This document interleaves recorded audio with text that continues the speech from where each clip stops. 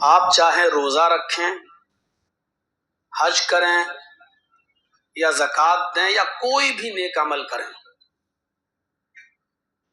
ان عملوں کی مقبولیت کا جو سب سے بڑا پیمانہ ہے وہ یہ ہے کہ وہ ہمارا عمل اللہ اور اس کے رسول محمد الرسول اللہ صلی اللہ علیہ وسلم کے بتائے ہوئے طریقے پر ہے یا نہیں۔ ہے تو ٹھیک، اور نہیں ہے تو پھر وہ عمل قابل قبول نہیں۔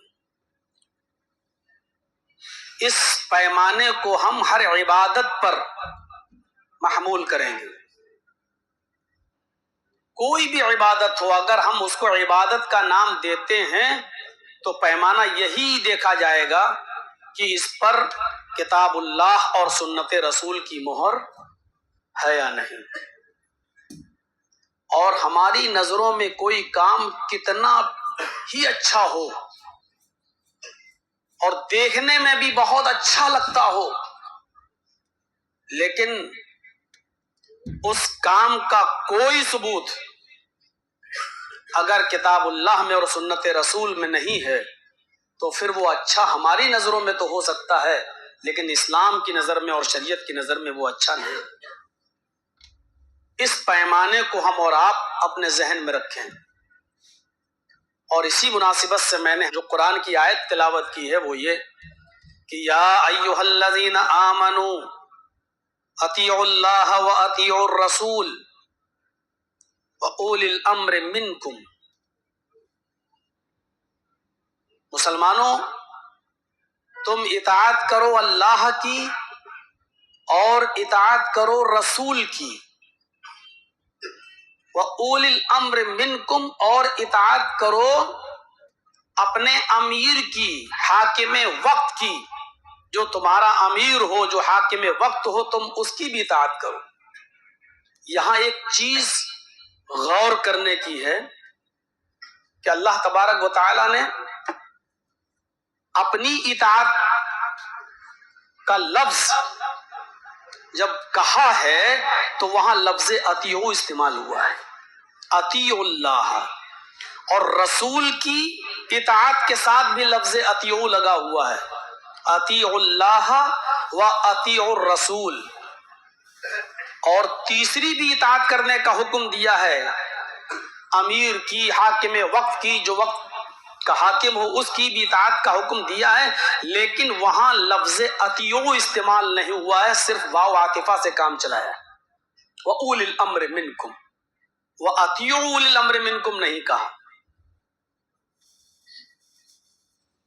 یہی معیار ہے شریعت کو سمجھنے کا۔ اے ایمان والو، تم اطاعت کرو اللہ کی اور اطاعت کرو رسول کی، اطیعوا اللہ و اطیعوا الرسول، اولی الامر منکم، اور صاحب امر کی، حاکم وقت کی، امیر کی۔ اور دوسروں کی تھوڑی سی تشریحات کا اگر اعتبار کر لیا جائے تو چلو اپنے علماء کی، عالموں کی اطاعت کرو، لیکن یہ اطاعت مستقل اطاعت نہیں ہوگی۔ مستقل اطاعت صرف دو ہی ہے، اللہ کی اور رسول کی، کیونکہ اس کے ساتھ لفظ اطیعوا لگا ہوا ہے۔ اطیعوا اللہ، ہر حال میں اللہ کی اطاعت، واطیعوا الرسول، اور ہر حال میں رسول کی اطاعت، واولی الامر منکم، حاکم وقت کی، امیر کی بھی اطاعت کرو، لیکن یہ ہر حال میں نہیں ہے۔ حاکم وقت کی اور امیر کی اطاعت مشروط ہے اللہ اور اس کے رسول کی اطاعت کے ساتھ۔ یعنی حاکم وقت کی اور امیر کی اطاعت آپ تب کریں گے جب اس کی بات کتاب اللہ اور سنت رسول سے ٹکرا نہ رہی ہو۔ اگر امیر کی بات، حاکم وقت کی بات، عالم کی بات اگر اللہ اور اس کے رسول کی اطاعت سے ٹکرا رہی ہے تو پھر ہم حاکم وقت کی اور امیر کی اطاعت نہیں کریں گے، کیونکہ یہ مستقل اطاعت نہیں ہے۔ اور اسی لیے آگے والے جملے میں اور کلیئر کر دیا اے ایمانوں والو تم اطاعت کرو اللہ کی، واطیعوا الرسول اور اطاعت کرو رسول کی، وَأُولِي الْأَمْرِ مِنْكُمْ اور اطاعت کرو صاحب امر کی، حاکم وقت کی، امیر کی۔ لیکن فَإِن تَنَازَعْتُمْ فِي شَيْءٍ اگر دین کے کسی بھی معاملے میں اختلاف ہو جائے، فَإِن تَنَازَعْتُمْ فِي شَيْءٍ یا نکرہ استعمال کیا، دین کے کسی بھی مسئلے میں، بشرط یہ کہ وہ دینی مسئلہ ہو، دین کے کسی بھی مسئلے میں، دین کے کسی بھی معاملے میں اگر تنازع ہو جائے، اختلاف ہو جائے، تو پھر اس مقدمے کو، اس اختلاف کو تم لوٹا دو، پلٹا دو، رجوع کرو کہاں؟ فَرُدُّوهُ إِلَى اللَّهِ وَالرَّسُولِ اللہ کی طرف، رسول کی طرف۔ یہاں اولی الامر منکم ختم کر دیا، اس اختلاف کو اولی الامر کی طرف نہیں لوٹا سکتے ہو، امیر کی طرف اور حاکم وقت کی طرف نہیں لوٹا سکتے ہو، کیونکہ امیر کی اطاعت اور حاکم وقت کی اطاعت مستقل نہیں ہے، مشروط ہے اللہ اور اس کے رسول کی اطاعت کے ساتھ۔ یہی شریعت ہے، یہ نماز میں بھی دیکھی جائے گی، روزے میں بھی دیکھی جائے گی، حج میں بھی دیکھی جائے گی، زکوٰۃ میں بھی دیکھی جائے گی، اور جتنی بھی عبادتیں ہیں ان تمام عبادتوں میں یہ چیز دیکھی جائے گی۔ تو بہت واضح لفظوں میں پھر سے سمجھ لیجئے، اللہ کی اطاعت مستقل اطاعت ہے، رسول کی اطاعت مستقل اطاعت ہے جو ہر حال میں ہے، امیر کی اطاعت بھی ہے، حاکم وقت کی اطاعت بھی ہے، علماء کی اطاعت بھی ہے، لیکن یہ اطاعت مشروط ہے، مستقل نہیں۔ اللہ اور اس کے رسول کی اطاعت کے ساتھ اگر کسی بھی عالم کی بات اللہ اور اس کے رسول سے مل رہی ہے تو ٹھیک، فبہا مانا جائے گا، اور اگر نہیں مل رہی ہے تو اللہ اور اس کے رسول کی بات مانی جائے گی، اور اس بزرگ کی، اس عالم کی، اس امام کی، اس محدث کی، اس پیر کی، اس ولی کی پھر اطاعت کو رد کر دیا جائے گا، کیونکہ اللہ اور اس کے رسول کی اطاعت مستقل ہے اور امیر کی اور حاکم وقت کی اطاعت مستقل نہیں ہے۔ اور دین کے کسی بھی معاملے میں، آمین میں، رفع الیدین میں، تراویح کی تعداد میں، 8، 20، ان تمام معاملات میں رفع الیدین ہے یا نہیں ہے، تو کتنی بار ہے، کہاں کہاں ہے، آمین زور سے ہے یا آہستہ اور زور سے ہے تو کتنی زور سے، ظہر کی رکعتیں کتنی، عصر کی رکعتیں کتنی، مغرب کی رکعتیں کتنی، ظہر کا وقت کتنا، عصر کا وقت کیا، مغرب کا وقت کیا، عشاء کا وقت کیا، ان تمام معاملات میں اگر کہیں پر بھی کوئی اختلاف دین کے کسی مسئلے میں نظر آئے اور اس میں 2، 3، 4 رائے سامنے آ جائیں تو پھر اس اختلاف کو آپ لوٹا دو، پلٹا دو اللہ اور اس کے رسول کی طرف۔ اب یہ مسئلہ امیر حل نہیں کرے گا، عالم حل نہیں کرے گا، محدث حل نہیں کرے گا، پیر و ولی حل نہیں کرے گا، اب اس اختلاف کا حل اللہ اور اس کے رسول کی عدالت سے ہوگا، یہی سپریم کورٹ ہے، یہی فیصلہ آخری فیصلہ مانا جائے گا۔ میرے بھائیوں، یہ نکلا ہے نچوڑ، یہ نکلا ہے سینس۔ یا ایھا الذین آمنوا اطیعوا اللہ واطیعوا الرسول واولی الامر منکم فان تنازعتم فی شیء فردوہ الی اللہ والرسول۔ یہی سے اب ہمیں سمجھنا ہے، کچھ معاملات ایسے ہیں جیسے حلت و حرمت کا مسئلہ، کوئی چیز حلال ہے تو اس کو آپ حرام کر سکتے ہیں یا نہیں، کوئی چیز حرام ہے تو اس کو آپ اپنے اوپر حلال کر سکتے ہیں یا نہیں۔ حلت و حرمت کا معاملہ ایسا ہے اور یہ مسئلہ اتنا بڑا ہے کہ اللہ رب العالمین نے کسی بھی حلال چیز کو حرام کرنے کا اور کسی بھی حرام چیز کو حلال کرنے کا اختیار اپنے نبی جناب محمد رسول اللہ کو بھی نہیں دیا ہے۔ حلت و حرمت کا مسئلہ صرف اللہ کے اختیار میں ہے، جو چیزیں اللہ نے حلال کر دی ہیں محمد رسول اللہ بھی ان کو حرام نہیں کر سکتے، جو چیزیں اللہ نے حرام کر دی ہیں اس کو نبی بھی حلال نہیں کر سکتا۔ اور شاید آپ کو یاد ہوگا، اور نہ یاد ہو تو سن لیجئے، نبی اکرم صلی اللہ علیہ وسلم کا معمول تھا آپ کی عادت تھی کہ آپ عصر کی نماز پڑھنے کے بعد آپ اپنی تمام بیویاں جو زندہ تھی اس وقت آپ ان کے پاس جایا کرتے تھے اور تھوڑی تھوڑی دیر ان کے پاس بیٹھا کرتے تھے. دن بھر آپ دعوت و تبلیغ میں لگے رہتے تھے، لیکن عصر کی نماز کے بعد آپ کا یہ معمول تھا کہ آپ کی جتنی بیویاں تھیں جو اپنے اپنے حجروں میں رہتی تھیں، اللہ کے نبی تھوڑی دیر اس بیوی کے پاس گئے، پھر وہاں سے نکلے، پھر دوسری بیوی کے پاس گئے، اور دوسری بیوی کے پاس سے نکلے تیسری کے پاس گئے، اور تیسری سے نکلے تو چوتھی کے پاس گئے. ایسے آپ اپنی تمام بیویوں کے پاس جاتے تھے. ایک مرتبہ حضرت زینب جو نبی کی بیوی تھی، ان کے پاس کہیں سے شہد آیا ہوا تھا، کہیں سے شہد آیا اور شہد کچھ زیادہ مقدار میں ان کو مل گیا. تو نبی اکرم صلی اللہ علیہ وسلم جب زینب کے پاس گئے تو حضرت زینب نے کہا اللہ کے نبی آپ دن بھر دعوت و تبلیغ میں لگے رہتے ہیں، بیٹھیے میں آپ کے لیے شربت بنا کر لاتی ہوں، شہد کا شربت. تو حضرت زینب اندر چلی گئیں اور شربت بنانے لگی. تو شربت بنانے میں کچھ ٹائم لگا، اور جب وہ لے کر آئیں تو نبی اکرم صلی اللہ علیہ وسلم کے پینے میں کچھ ٹائم لگ گیا. تو حضرت زینب کے یہاں اللہ کے نبی صلی اللہ علیہ وسلم کچھ زیادہ رک گئے اور بیویوں کی بنسبت. مان لو کسی کے یہاں 5 منٹ رکتے تھے تو حضرت زینب کے یہاں 10 منٹ رک گئے، کسی بیوی کے یہاں 10 منٹ رکتے تھے تو حضرت زینب کے یہاں 15-20 منٹ رک گئے. کیونکہ وہ جب نبی اکرم جاتے تھے تب وہ شربت بنانا شروع کرتی تھی. تو دوسری بیویوں کو یہ چیز پسند نہیں آئی. ہوتا ہے، فطرت ہے. اور نبی کی بیویاں بھی انسان تھیں. جس کی 2 بیوی 3 بیوی ہیں وہ اس معاملے کو اچھی طریقے سے سمجھتا بھی ہوگا، اس نزاکت کو وہ اچھی طریقے سے سمجھتا بھی ہوگا، اور اس کو کیسے سیٹسفائی کرتا ہوگا. مطمئن کرنا بہت بڑی بات ہے، بیوی کو کنونس کر لینا، مطمئن کر لینا، یہ بہت بڑی بات ہے.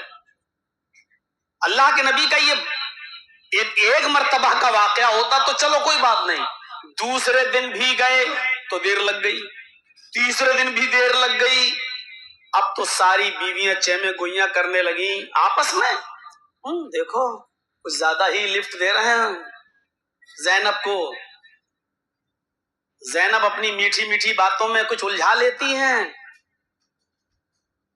اب کسی کو کیا معلوم کہ اندر وہ شربت بنا رہی ہیں، یہ کسی کو پتا نہیں، لیکن یہ معلوم تھا کہ شہد آیا ہوا ہے، اور یہ معلوم ہے کہ اللہ کے نبی کی خاطر مدارات یہ کرتی ہیں، اور پتا چل گیا کہ شہد کا شربت پی کر آتے ہیں. تو اب ایک شریعنتر، ایک سازش. دیکھو اللہ کے نبی زینب کے گھر سے نکلیں گے، جس بیوی کے گھر جائیں گے، تمہارے یہاں جائیں گے، پھر تمہارے یہاں، پھر تمہارے یہاں بیٹھیں گے جب پاس میں، تو تم بھی یہی کہنا کیا ہوا، کیا کھا کر آئے ہیں آپ کے منہ سے مغافیر کی بو آ رہی ہے. مغافیر ایک پودا ہوتا ہے جس کے اندر ایک پھول ہوتا ہے جس کی بدبو بہت تیز ہوتی ہے. تمہارے گھر جائیں تو تم یہی کہنا کیا کھا کے آئے ہیں، آپ کے منہ سے تو مغافیر کی بو آ رہی ہے. جب تمہارے گھر جائیں تو تم بھی، ہو سکتا ہے کہ ایک بیوی کی بات اللہ کے نبی نہ مانے، ہو سکتا ہے پتہ نہیں کیسے تمہیں وہم ہو گیا. دوسری کے پاس جائیں گے، دوسری بھی یہی بولے گی کیا بات ہے آپ کے منہ سے تو مغافیر کی بو آ رہی ہے. تب آپ کو کچھ، پہلی نے بھی یہی کہا، دوسری بھی یہی کہہ رہی ہے، اور تیسری تو اور زیادہ، کیا بات ہے آپ کے منہ سے تو مغافیر کی بدبو آ رہی ہے، کیا کھا کر آئے ہیں آپ. تو آپ کو یقین ہو جائے گا. جب ساری بیویاں ایک ہی بات بولیں گی تو نبی اکرم کو یقین ہو جائے گا. یہ شریعنتر، یہ سازش بیویوں نے رچی اور اس میں وہ کامیاب بھی ہوئی. اب ہم چلنا نہیں چاہتے ہیں، نقطے نکلیں گے تو بہت نکلیں گے. نبی کی بیویاں بھی سازش رچ سکتی ہیں، اور جب نبی کی بیویاں سوتنوں کو برداشت نہیں کر رہی ہیں تو ہمارے زمانے میں ہماری سوتنیں کیسے کر سکتی ہیں. وہ پھر دوسری باتیں اس طرف نکلیں گی، اور پھر بال کی کھال جب نکلے گی تو پھر ہم بہکیں گے اور دوسری طرف چلے جائیں گے.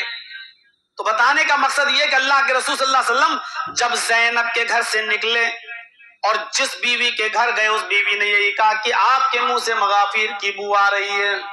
میرے منہ سے مغافیر؟ ارے جاؤ تم ہی کلّا اللہ کر کے آؤ، پتہ نہیں کیسے تم وہاں سے نکلے، دوسری بیوی کے ہاں گئے، تھوڑی دیر بیٹھے، کیا بات ہے آج کیا کھا کر آئے ہیں؟ آپ کے منہ سے تو مغافیر کی بو آ رہی ہے۔ اس نے بھی یہی کہا، تم بھی یہی کہہ رہی ہو۔ تیسری کے یہاں گئے، چوتھی کے یہاں گئے، پانچویں کے، سب نے وہی کہا۔ تب نبی اکرم کو یقین ہو گیا۔ ہائے ہائے، یہاں سے مسئلہ نکالو تو یہ بھی نکل سکتا ہے کہ نبی اکرم کو جب علم غیب تھا تو آپ سازش کا پتہ پہلے ہی لگا سکتے تھے۔ اگر نکالنا چاہو تو بہت سے پوائنٹ نکلیں گے اور پھر عقیدے کی طرف ہم بہک جائیں گے، ادھر چلے جائیں گے، پھر اس کی دلیل۔ میرے بھائیو ذرا سوچئے کہ ساری بیویوں نے وہی باتیں کہی تو اللہ کے رسول کو یقین ہو گیا کہ ہاں میرے منہ سے مغافیر کی بو آ رہی ہے، اس کا مطلب وہ شہد ٹھیک نہیں ہے۔ تو اللہ کے رسول صلی اللہ علیہ وسلم نے ساری بیویوں کے سامنے کیا بات کہی کہ سنو، آج کے بعد میں شہد کو ہاتھ نہیں لگاؤں گا، شہد میرے اوپر حرام، میں شہد کو ہاتھ نہیں لگاؤں گا۔ ایک حلال چیز تھی شہد، اور نبی اکرم نے کیا کہا؟ شہد کو آج کے بعد میں چھوؤں گا نہیں، شہد مجھ پر حرام، میں شہد کا استعمال ہی نہیں کروں گا، اپنے اوپر شہد کو حرام کر رہا ہوں۔ جیسے ہی نبی اکرم نے یہ جملہ کہا کہ شہد مجھ پر حرام، میں شہد کو آج کے بعد نہیں کھاؤں گا، نہ استعمال کروں گا، نہ پیوں گا، اللہ تبارک و تعالیٰ نے جبرائیل امین کو بھیج دیا۔ پڑھیے 29واں پارہ، پڑھیے سورہ تحریم۔ میرے بھائیو، جیسے ہی جبرائیل علیہ السلام کو اللہ رب العالمین نے روانہ کیا اور میرے نبی کو باخبر کر دو، میرے نبی کو بتا دو، اور جبرائیل قرآن کی آیتیں لے کر نازل ہوتے ہیں۔ یہ آیت نازل ہوتی ہے، یا ایھا النبی لما تحرم ما احل اللہ لک تبتغی مرضات ازواجک۔ غور کرو قرآن کی اس آیت پر، اے میرے نبی، یا ایھا النبی، اے میرے نبی، لما تحرم ما احل اللہ لک، آپ کون ہوتے ہیں حرام کرنے والے اس چیز کو جس کو اللہ نے آپ کے لیے حلال کیا ہے۔ کسی چیز کی حلت و حرمت کا مسئلہ اتنا بڑا ہے کہ نبی بھی کسی حلال چیز کو حرام نہیں کر سکتا اور حرام کو حلال نہیں کر سکتا۔ اللہ کے نبی نے شہد کو اپنے اوپر حرام کیا تو اللہ تعالیٰ نے آسمان سے جبرائیل کو بھیج دیا، اور جبرائیل نے کیا کہا؟ یا ایھا النبی لما تحرم ما احل اللہ لک، اے نبی، میرے حبیب، اے میرے نبی، لما تحرم ما احل اللہ لک، آپ نے اس چیز کو حرام کیسے کر لیا جو اللہ نے حلال کیا آپ کے لیے؟ جو حلال ہے آپ کون ہوتے ہیں اس کو حرام کرنے والے؟ اور آگے ایک جملہ اور کہا، تبتغی مرضات ازواجک، آپ صرف اپنی بیویوں کو خوش کرنے کے لیے ایسا کہہ رہے ہیں، آپ نے ایسا اپنی بیویوں کو خوش کرنے کے لیے کیا ہے، یعنی آپ یہ چاہتے ہیں کہ بس میری بیویاں خوش رہیں اور اللہ کی حلال کردہ چیز کو آپ اپنے اوپر حرام کرنے لگے۔ یعنی اللہ نے پاور بتا دیا کہ بہت بڑا پاور ہے آپ کا، لیکن میری حلال کی ہوئی چیز کو حرام کرنے کا حق آپ کو بھی نہیں ہے، یہ اختیار آپ کو بھی نہیں ہے۔ یہ ہے شریعت، اس مزاج کو سمجھیے، شریعت کے اس مزاج کو جس نے سمجھ لیا وہی صراط مستقیم پا گیا۔ اسی لیے میرے بھائیوں، چاہے آپ فرض پڑھیں، سنت پڑھیں، نفل پڑھیں، جنازہ پڑھیں، استسقاء پڑھیں، کسوف پڑھیں، خسوف پڑھیں، کوئی بھی نماز پڑھیں، آپ سورہ فاتحہ پڑھیں گے ہی پڑھیں گے، اور جب پڑھیں گے تو اس میں یہ بھی کہیں گے اہدنا الصراط المستقیم۔ یہ صراط مستقیم بار بار اللہ تبارک و تعالیٰ سے مانگا جاتا ہے کہ اللہ مجھے صراط مستقیم پہ چلا، اللہ مجھے سیدھے راستے پہ چلا۔ میرے بھائیوں، جو پڑھے گا سورہ فاتحہ اس کو صراط مستقیم ملے گی، اور جو لوگ دور ہیں، بھاگیں پڑھنے سے، اور پڑھا جائے کہ نہ پڑھا جائے اس پہ لڑائیاں لڑیں، میرے بھائیوں جو پڑھیں گے ہی نہیں تو ان کو صراط مستقیم ملے گا کیسے؟ تو سوچنے والی بات ہے۔ یا ایھا النبی لما تحرم ما احل اللہ لک، اے نبی آپ کون ہوتے ہیں اس چیز کو حرام کرنے والے جس کو اللہ نے آپ کے لیے حلال کیا ہے؟ تبتغی مرضات ازواجک، کیا آپ اپنی بیویوں کو خوش کرنا چاہتے ہیں؟ اپنی بیویوں کی خوشی کے لیے آپ نے اتنا بڑا قدم اٹھا دیا، یعنی اللہ نے بتا دیا کہ کوئی بو نہیں آ رہی تھی مغافیر کی، یہ صرف آپ کی بیویوں کی چال اور سازش تھی۔ ہم دوسری طرف جانے کے بجائے صرف پوائنٹ ٹو پوائنٹ بات کریں گے۔ یہ قرآن کی آیت اور یہ واقعہ بتانے کا مقصد صرف اتنا ہے کہ میرے بھائیوں، شریعت کے مسئلے اور خاص طور پر حلال و حرام کے مسئلے ایسے ہیں کہ اللہ تبارک و تعالیٰ نے نبی کو بھی یہ پاور نہیں دیا کہ کسی بھی حلال چیز کو وہ حرام کریں اور حرام چیز کو وہ حلال کریں، جس کو اللہ رب العالمین نے۔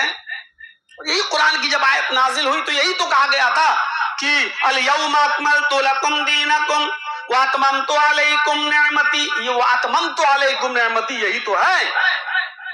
کیا اے نبی آج میں نے تمہارے لیے تمہارے دین کو مکمل کر دیا، واتممت علیکم نعمتی، اور اپنی نعمتوں کا اتمام کر دیا، اپنی نعمتیں پوری کر دی، یعنی جو چیزیں حلال ہونا تھی وہ حلال ہو گئی، جو چیزیں حرام ہونا تھی وہ حرام ہو گئی۔ میں نے اپنی نعمتیں پوری کر دی، اپنی نعمتوں کا اتمام کر دیا۔ وَرَضِيتُ لَكُمُ الْإِسْلَامَ دِينًا، اور میں تمہارے اسی دین اسلام سے راضی ہو گیا، میں تمہارے اسی دین اسلام سے خوش ہو گیا۔ اللہ اس اسلام سے خوش ہے جو اس نے اپنے نبی جناب محمد رسول اللہ پر مکمل کیا تھا اور جو محمد رسول اللہ نے ہمیں دیا۔ اللہ کہہ رہا ہم اس اسلام سے خوش ہیں۔ اب جو بھی کام ہم دین کا کر رہے ہیں اور جس کو ہم دین سمجھ کے کر رہے ہیں، اس کا معیار، اس کا پیمانہ وہی ہوگا۔ جو کام ہم دین سمجھ کے کر رہے ہیں، کیا یہ کام اللہ کے رسول نے کیا؟ کیا نبی کے صحابہ نے کیا؟ اگر کیا تو وہ دین کا حصہ ہے، اور اگر وہ کام نبی اور نبی کے صحابہ نے نہیں کیا تو وہ دین کا حصہ نہیں بن سکتا ہے۔ ہم لوگ چاہے جتنا اس کو دین سمجھیں لیکن وہ دین کا حصہ نہیں ہو سکتا ہے۔ ہماری نظروں میں وہ کتنا ہی اچھا کام ہو لیکن وہ دین کا حصہ نہیں ہو سکتا ہے۔ مثلا قربانی، یار 10,000 کا بکرا لائیں گے تو کم سے کم ہم 20 25 50 آدمیوں میں بانٹ پائیں گے، غریبوں میں دے پائیں گے۔ ہم بکرے کے بجائے، قربانی کا جانور لانے کے بجائے، 10-15 ہزار کا بکرا لانے کے بجائے ہم 50,000 روپے غریبوں میں بانٹ دیتے ہیں اور ان میں تقسیم کر دیتے ہیں۔ جو بیمار ہیں ان کا علاج کرا دیتے ہیں، جو بیوہ اور یتیم ہیں ہم ان کی خدمت کر دیتے ہیں۔ بظاہر ہماری نظر میں یہ بہت اچھی چیز ہے، بھائی گوشت ہم بانٹیں گے، پکے گا، کھپ جائے گا، لیکن اس میں غریبوں کی مدد تو نہیں ہو پائے گی۔ ہم سوچ رہے ہیں کہ ہم 15-20 ہزار کا بکرا نہیں، ہم 50,000 تقسیم کر دیں گے غریبوں اور مسکینوں میں۔ میرے بھائیو، ہماری نظر میں یہ کام بہت اچھا ہے، لیکن شریعت کہتی ہے کہ تمہاری نظر میں جو کام اچھا ہے وہ اچھا نہیں ہے، کیونکہ محمد رسول اللہ نے قربانی کو ہی مشروع قرار دیا ہے، اور یہاں تک کہا ہے کہ جو قربانی کی طاقت رکھتا ہو اور اس کے باوجود وہ قربانی نہ کرے وہ ہماری عیدگاہ میں نہ آئے۔ میرے پیارے ساتھیو، تصور کرو کہ ہماری نظروں میں وہ کام بہت اچھا ہے، لیکن شریعت کہتی ہے تمہارے اچھا ہونے سے اچھا نہیں ہو جائے گا، اچھا وہی ہے جس کو شریعت نے اچھا کہا۔ اس لیے اس معیار کو سمجھنے کی کوشش کرو۔ ہاں، اور پھر جب کوئی آدمی شریعت میں گھسے گا، اندر جائے گا، تو اجتہادی غلطیاں تو ہوں گی، اور اجتہادی غلطی اگر کسی سے ہو جائے لیکن اس کی نیت نہ ہو، پھر بھی اللہ رب العالمین اس کو ایک اجر دیتا ہے۔ اللہ کے نبی صلی اللہ علیہ وسلم نے خود فرمایا کہ اگر کوئی آدمی کسی مسئلے میں محنت کرتا ہے اور مطالعہ کر کے، علم حاصل کر کے اگر صحیح مسئلہ بتاتا ہے اور وہ صحیح ہے تو اس کو ڈبل اجر، ایک محنت کا اور دوسرا اس نے صحیح جو مسئلہ بتایا اس کا اس کو ڈبل اجر ملے گا۔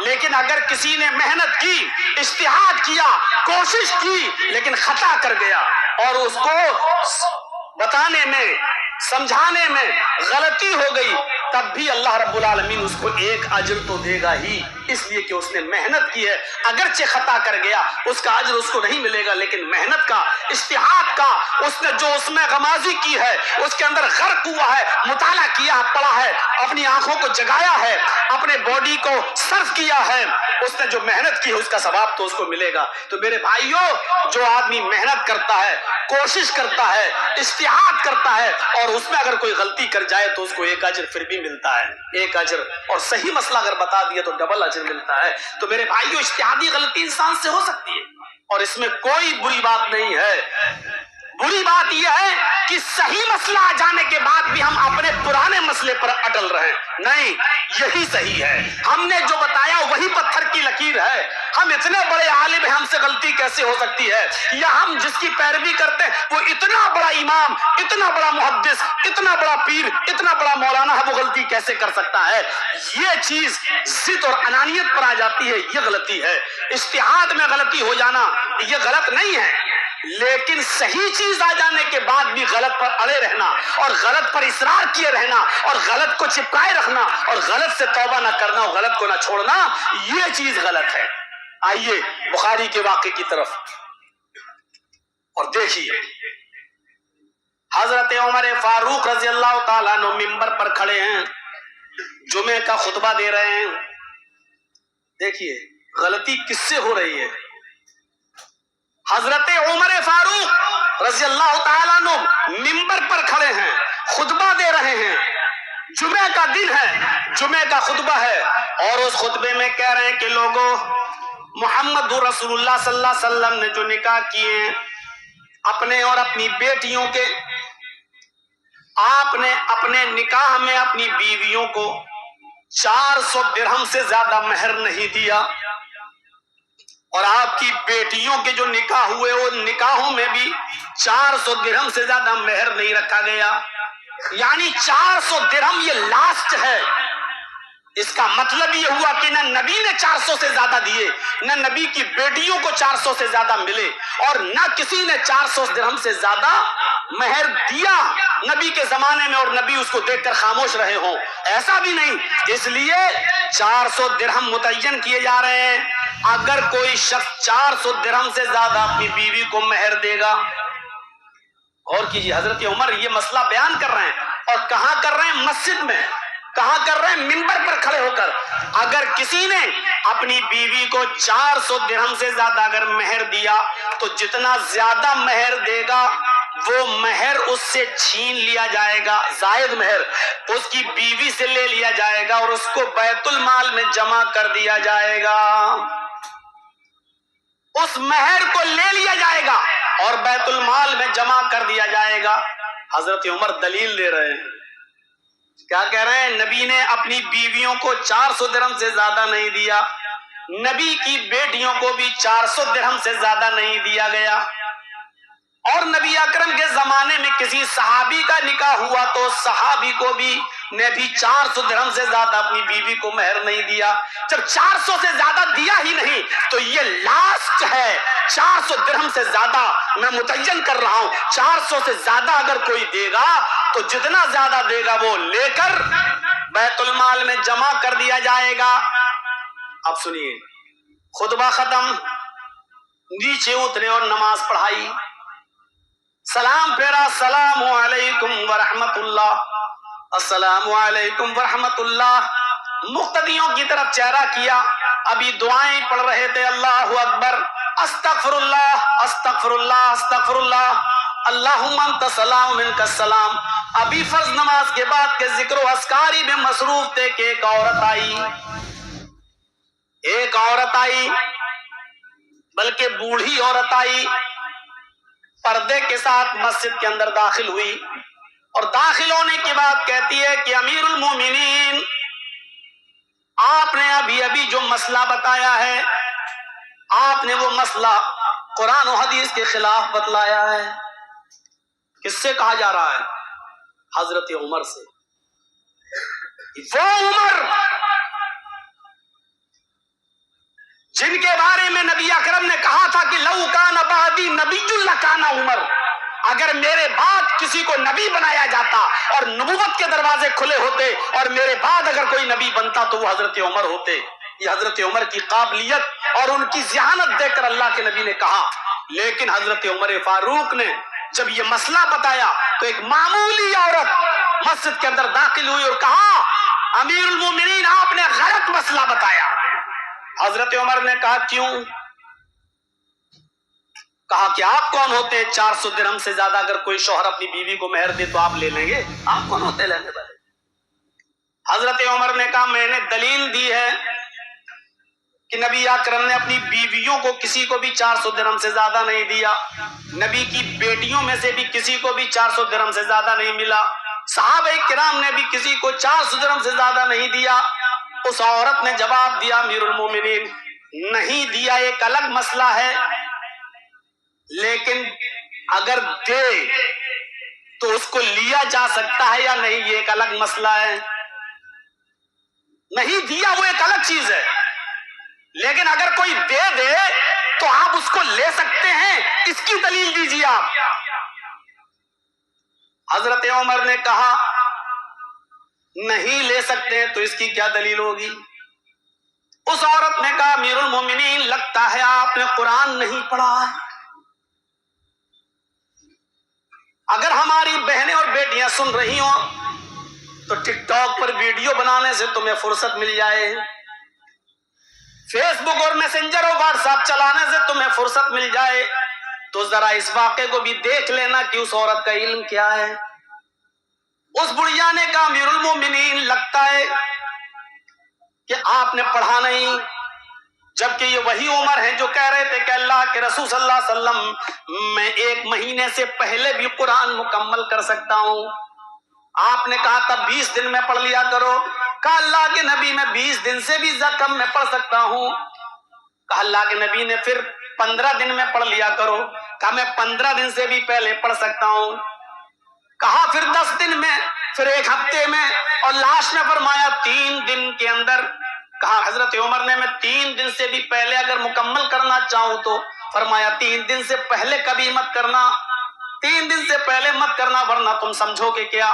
یعنی عمر فاروق جن کو قرآن کی تلاوت کا اتنا شوق تھا، جو بار بار کہہ رہے ہیں 1 مہینے سے پہلے بھی پڑھ سکتا ہوں، 20 دن سے پہلے بھی، 15 دن سے پہلے بھی، 10 دن سے پہلے بھی، 1 ہفتے سے پہلے بھی، بلکہ 3 دن سے پہلے بھی، لیکن اللہ کے نبی نے 3 دن سے پہلے منع کر دیا۔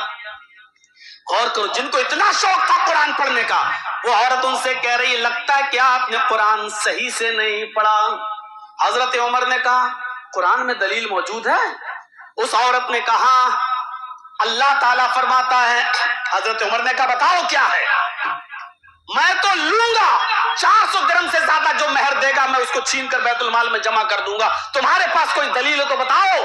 تو اس عورت نے کہا امیر المومنین اللہ تعالیٰ قرآن میں فرماتا ہے وَآتَيْتُمْ إِحْدَاهُنَّ قِنْطَارًا فَلَا تَأْخُذُوا مِنْهُ شَيْئًا، اگر تمہارا شوہر، اگر کسی کا شوہر اپنی بیوی کو ڈھیر سارا مال دینا چاہے، قنطاراً خزانوں کے خزانہ دینا چاہے، اگر وہ بہت زیادہ مال خزانوں کے خزانے بھی دینا چاہے تو دے سکتا ہے۔ فَلَا تَأْخُذُوا مِنْهُ شَيْئًا، تم اس میں سے کچھ بھی نہیں چھین سکتے۔ فَلَا تَأْخُذُوا مِنْهُ شَيْئًا، اس میں سے تم چٹکی بھر بھی نہیں لے سکتے۔ علماء بیٹھے پوچھو شَيْئًا نکرہ استعمال کیا، تھوڑا سا بھی لینے کا حق نہیں رکھتے۔ فَلَا تَأْخُذُوا مِنْهُ شَيْئًا، تم اس میں سے کچھ نہیں لے سکتے۔ حضرت عمر نے قرآن کی آیت سنی تو صحابہ سے پوچھنے لگے جو بیٹھے تھے مسجد میں، کیا یہ آیت قرآن میں نازل ہوئی ہے؟ یہ آیت قرآن میں ہے؟ لوگوں نے کہا ہاں امیر المومنین قرآن میں ہے۔ حضرت عمر فاروق دوبارہ ممبر کے اوپر کھڑے ہوئے اور دوبارہ کھڑے ہو کر فرمایا اصابت امرات و اخطا رجل، ایک عورت نے صحیح بات کہی اور ایک مرد سے خطا ہو گئی، یعنی مجھ سے غلطی ہو گئی، مجھ سے خطا ہو گئی۔ غور کرو، حضرت عمر فاروق سے اجتہادی غلطی ہو رہی ہے اور اس غلطی کا وہ اعتراف بھی کر رہے ہیں اور ان جملوں میں کر رہے ہیں اصابت امرات، ایک عورت نے صحیح بات کہی ہے، وہ اخطا رجل، اور مرد سے خطا ہو گئی ہے، یعنی مجھ سے غلطی ہو گئی ہے۔ میرے بھائیوں اجتہاد تھا عمر فاروق کا، ان کو ایک نیکی ملے گی، پھر بھی اجتہاد کی، لیکن وہ مصر نہیں تھے، اس عورت کو بھگایا نہیں، چل معمولی سی عورت تو آئی ہم کو ٹوکنے کے لیے، تو بتائے گی قرآن کیا ہے؟ میں نے جو کہا وہ پتھر کی لکیر، یہ نہیں کہا، بلکہ اپنی غلطی کا اعتراف کیا اور کہا اسی کو تو سلفیت کہتے ہیں، یہی تو اہل حدیثیت ہے کہ اگر کوئی اجتہاد میں ہم غلطی کر جائیں اور صحیح بات جب ہمارے سامنے آ جائے تو ہم اپنی غلطی کو تسلیم کر کے اس صحیح چیز کو مان لیں۔ میرے بھائیوں عمر فاروق نے اپنی غلطی تسلیم کر لی تو کیا عمر فاروق کی عزت میں کچھ کمی آ گئی؟ کیا اپنی غلطی کو تسلیم کر لینے سے کسی کا مقام گھٹ جاتا ہے؟ نہیں، بلکہ مقام اور زیادہ بڑھ جاتا ہے۔ جس طریقے سے اللہ تعالیٰ نے نبی اکرم سے کہا آپ کون ہوتے ہیں حلال چیز کو حرام کرنے والے، بیویوں کی خوشی کے لیے آپ ایسا کر رہے ہیں، تو نبی اکرم بھی تسلیم کر لیتے ہیں کہ نہیں، میں نے بیویوں کی مرضی کے مطابق ایسا نہیں کہنا چاہیے تھا اور ایک حلال چیز کو حرام نہیں کرنا چاہیے تھا۔ یا عمر فاروق کہہ رہے ہیں کہ اصابت امرأۃ واخطا رجل، ایک عورت نے صحیح بات کہی ہے اور ایک مرد سے مجھ سے خطا ہو گئی ہے، اور پھر قانون نافذ کر دیا کہ اب جو شخص بھی اپنی بیوی کو جتنا زیادہ مہر دینا چاہے دے سکتا ہے، اب میں کسی سے کوئی مہر کی زائد رقم نہیں چھینوں گا اور اس کو بیت المال میں جمع نہیں کروں گا۔ دیکھ رہے ہیں آپ، اجتہادی